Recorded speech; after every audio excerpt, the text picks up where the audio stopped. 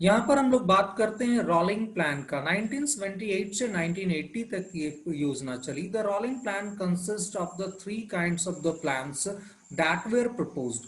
Rolling plan में एक साथ तीन प्रकार की योजनाएं चला करती थी, जिसमें से एक होता था शॉर्ट टर्म के लिए, जो एक साल के लिए होगा या उससे थोड़े ज्यादा के लिए। दूसरे होता था जो मिडिल टर्म के लिए होता था, जो 5 साल के लिए होता था।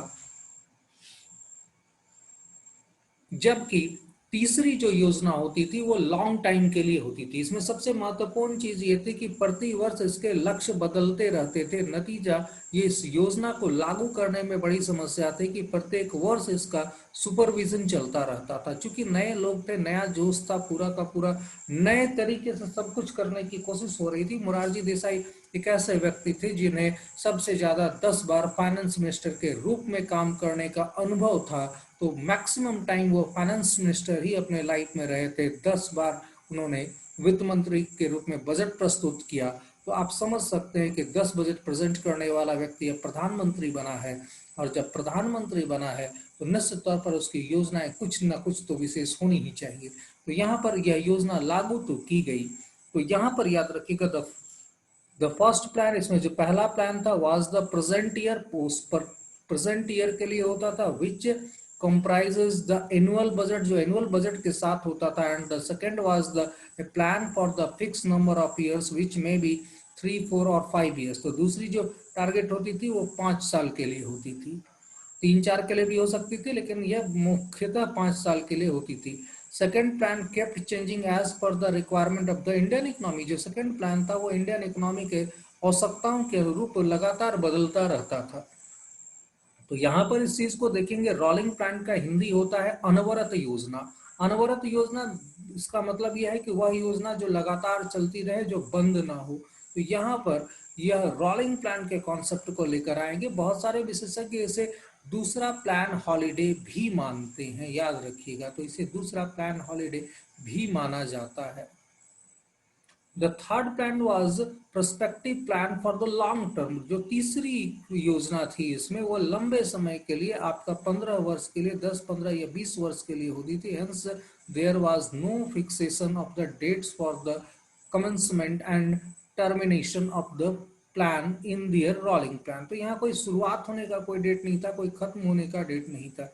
The main advantage of the rolling plan was the that they were flexible. सबसे महत्वपूर्ण इसमें ये था कि ये जो योजनाएं थी वो फ्लेक्सिबल थी। They are able to overcome the rigidity of the fixed 5 year plan. जो 5 ईयर प्लान होता था उसका जो रिजिडिटी थी, उसकी जो कठोरता थी, ये कहीं ना कहीं उससे बाहर निकलने में सक्षम हुआ था। बाय मेंडिंग टारगेट्स, इसमें हम लोग टारगेट्स को सुधार सकते थे। The object of the exercise, किसी अभ्यास का हमारा कोई उद्देश्य था। प्रोजेक्शन से उसको भी सुधारे जा सकते थे। लोकेशंस को भी हम लोग चेंज कर सकते थे एज पर चेंजिंग कंडीशन, जैसे जैसे हालात बदलते हैं in the countries economy, Bharat की अर्थव्यवस्था में। तो यहाँ पर सारा कुछ फ्लेक्सिबल था। जैसे जैसे हमारा हालात बदलता जाएगा हम भी बदलते जाएंगे। 5 साल की योजना की तरह कोई फिक्स्ड मॉडल नहीं था। The main disadvantage of this plan was that the target was revised each year। जो सबसे बड़ी इसकी कमी बताई जाती है वो यह है कि इसे हर साल रिवाइज करना पड़ता था। It becomes difficult to achieve the target. नतीजा है इसके टारगेट्स को अचीव करना मुश्किल हो गया। Laid down in the 5 years, जो 5 साल में निर्धारित किए गए थे। And it turn out to be complex plan, और एक जटिल योजना बन गई। क्योंकि ये योजना लागू जब 5 साल तक के लिए हुई ही नहीं, तो निश्चित तौर पर 5 साल के लिए टारगेट में कहीं कमी हो गई, तो ये सब बातें करना ही बेकार है। 2 से 2.5, 2 से 2.25 साल तक ये सरकार चली।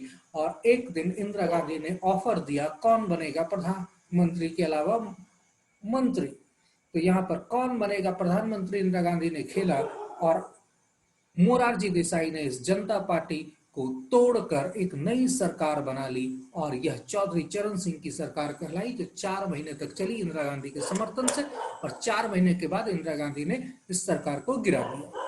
ये देश की एकमात्र सरकार है जिसने कभी भी लोकसभा का मुंह नहीं देखा।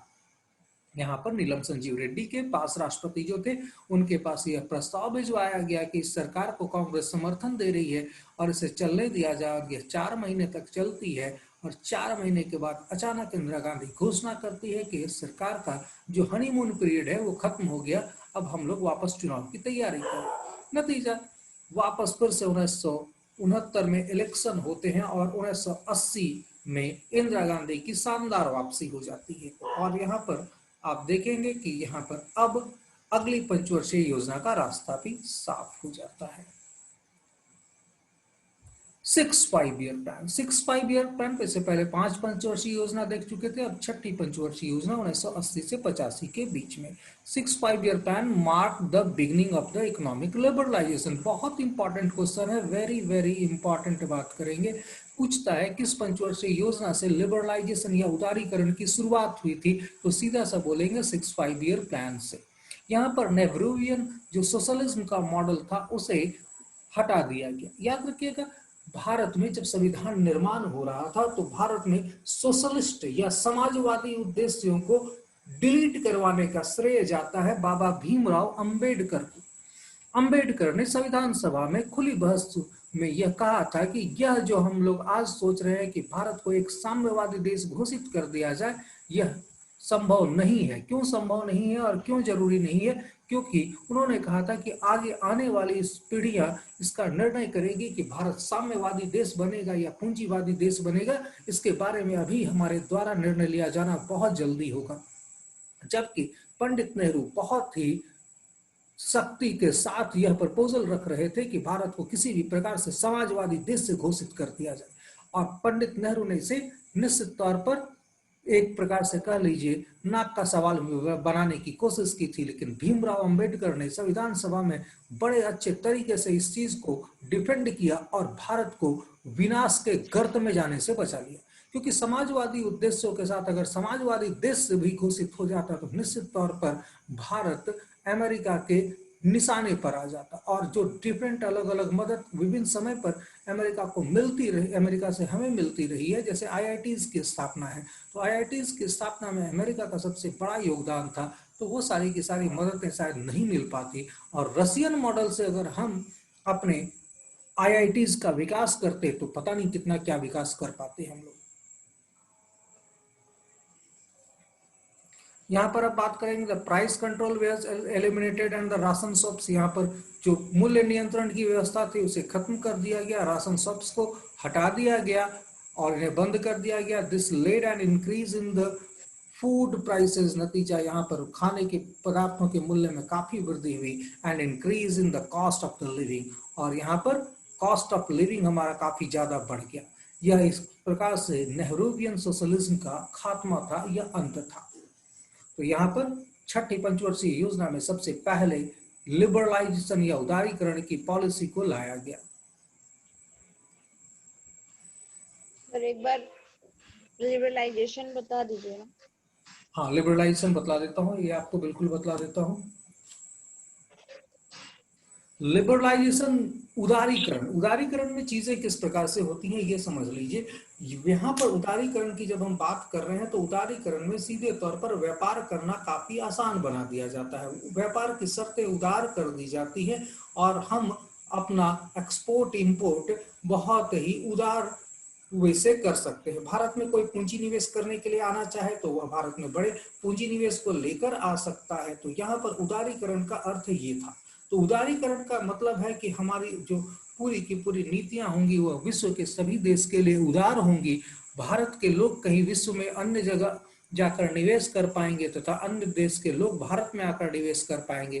तो इस प्रकार से यह उदारीकरण छठी पंचवर्षीय योजना की प्रमुख देन बन के सामने आया। बाद में इसी उदारीकरण के सिद्धांत के साथ दो चीजें और जोड़ दी गई, लिबरलाइजेशन, प्राइवेटाइजेशन और ग्लोबलाइजेशन। तो यहाँ पर सिर्फ शुरुआत में ग्लोबलाइजेशन की बात थी, तो यहाँ पर याद रखिएगा, सॉरी क्षमा कीजिएगा, सबसे पहले शुरुआत में लिबरलाइजेशन की बात थी, अब यहाँ पर प्राइवेटाइजेशन और ग्लोबलाइजेशन ये दो चीजें भी जोड़ दी गई। तो उदारीकरण के साथ निजीकरण और वैश्वीकरण दो टर्म्स और आ जाएंगे, जिससे हम लोग 1991 वाले पार्ट में डिस्कस करेंगे। 1991 की जो इकोनॉमिकल पॉलिसीज थी वहां पर, यहाँ पर याद रखिएगा military 5 year plans, Indira Gandhi ने सैनिक जरूरतों को देखते हुए सेना का महत्वपूर्ण विस्तार करने की नीति अपनाई और एक प्रकार से प्लानिंग कमीशन भी आपका सैनिक आयोग के रूप में काम करने लग गया। The 6 5 year plan was the great success. इसमें बहुत बड़ी सफलता थी भारतीय अर्थव्यवस्था में। The target growth rate was 5.2% and actual growth rate was 5.7%। तो यहाँ पर याद रखिएगा, ये जो हमारा एक्चुअल ग्रोथ रेट था वो 5.7% कर दिया गया। तो एक प्रकार से हम देखते हैं कि यह योजना काफी ज्यादा सफल रही हमारी। अब यहाँ पर हम लोग देखेंगे कि ये जो पूरा का पूरा हमारी छठी पंचवर्षीय योजना है, इस छठी पंचवर्षीय योजना में अगर हम बात करते हैं तो यहाँ पर हमेशा ध्यान दीजिएगा, इस छठी पंचवर्षीय योजना में नाबार्ड की स्थापना की गई, यहाँ पर एक्सिम बैंक की स्थापना की गई। तो दो प्रमुख संस्थाओं की स्थापना की वजह से ये और ज्यादा महत्वपूर्ण हो जाता है। यहाँ पर याद रखिएगा, इन दो प्रमुख स्थापना से यह काफी ज्यादा महत्वपूर्ण होगा। अब यहाँ पर बात करते हैं, सबसे पहले NABARD, national bank for agriculture and rural development की स्थापना की गई, जिसकी स्थापना 12 जुलाई 1982 को की गई थी। यह शिवरामन कमेटी की द्वारा अनुशंसा पर यह आधारित था। वहीं पर फैमिली प्लानिंग के ऊपर भी फोकस किया गया, लेकिन अब इंदिरा गांधी का वो 20 पॉइंट्स प्रोग्राम में उतना ज्यादा जोर नहीं था या उतना ज्यादा कठोरता नहीं थी, उसे अब उदारीकृत रूप में अपनाया गया। तो यहाँ पर याद रखिएगा, जो अब फैमिली प्लानिंग की पॉलिसी थी और जिसे आपातकाल के दौरान में कड़ाई से अपनाया गया था, उसे पूरी तरह से यहाँ पर अब बंद कर दिया गया और अब यहाँ पर लोगों के ऊपर छोड़ दिया कि गया कि लोगों की इच्छा है तो फैमिली प्लानिंग करें, नहीं तो नहीं करें। नतीजा आज जो हमारी पॉपुलेशन विस्फोट की समस्या है वो हम लोग सामना कर रहे हैं। अब यहाँ पर आज सरकार क्या कर रही है, 2022 तक कह रही है कि हम सारे लोगों को घर दे देंगे, लेकिन ये अनाउंसमेंट कब हुआ था, 2014 में हुआ था। अब 2014 से लेकर 2022 तक सरकार जब सबको घर दे देगी तो पता चलेगा 12 करोड़ नए लोग और धरती पर आ चुके हैं भारत में, तो 12 करोड़ और नए घर बनाने का टारगेट पड़ जाएगा हमारे लिए। तो इस प्रकार से ये पूरी की पूरी समस्या है हमारे लिए सबसे बड़ी, कि भारत की जनसंख्या का कोई नियंत्रण नहीं है।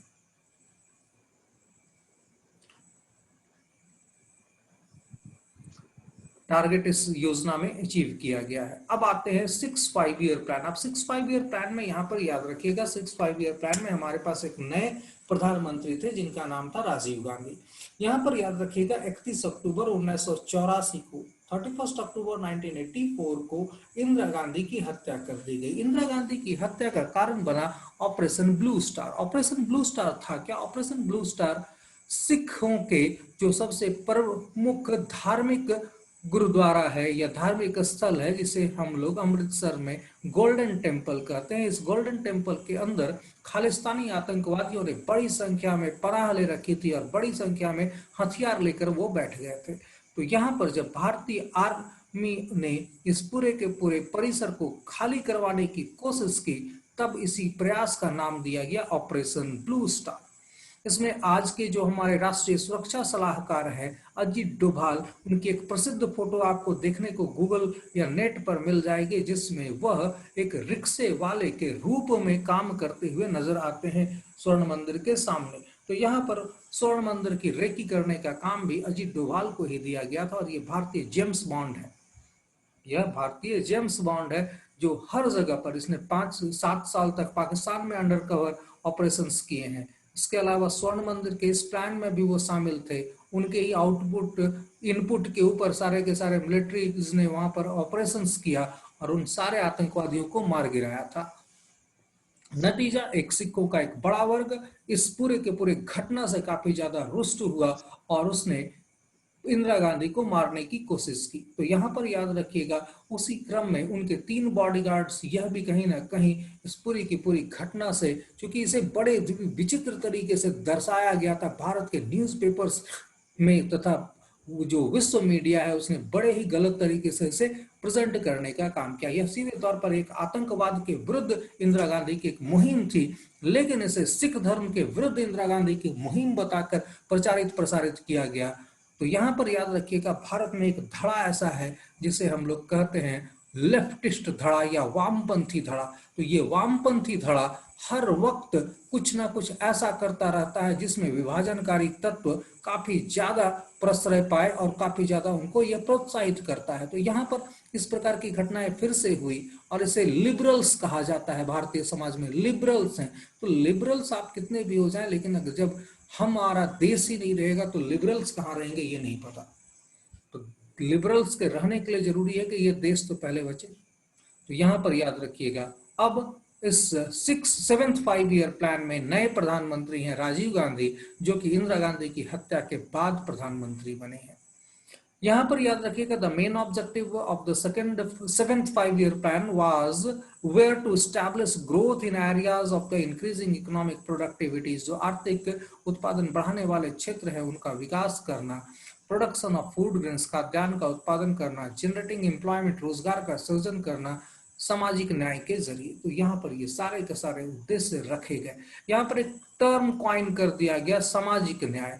अब ये सामाजिक न्याय टर्म एक ऐसा पॉलिटिकल टर्म बना जो लोगों को सुनने में बड़ा अच्छा लगता है, लेकिन सामाजिक न्याय के नाम पर किया क्या गया अगर ये पूछा जाए तो ज्यादा बेहतर होगा। तो सामाजिक न्याय के नाम पर भारत सरकार ने ऐसा बहुत कुछ नहीं किया जिसको लेकर सामाजिक न्याय की स्थापना हो सके, लेकिन कम से कम यह टर्म्स क्वाइन हुआ, यह सबसे बड़ी बात थी। The 7th plan has strived towards socialism and energy production at large. The thrust area of the 7th plan was where social justice, removal of the oppressions of the weak, using modern technology, agricultural development, anti-poverty programs, a full supply of food, clothing and shelter, increasing the productivity of the small and large scale farmers and making India an independent economy, और भारत को एक independent economy के रूप में तैयार करना।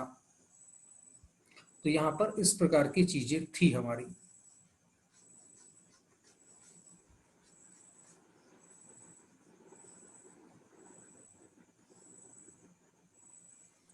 यहां पर अगला बात करते हैं। The target growth was 5% and growth rate was 6.01%। तो यह योजना भी अपने आप में सफल रही। The growth rate of the per capita income was 3.7%।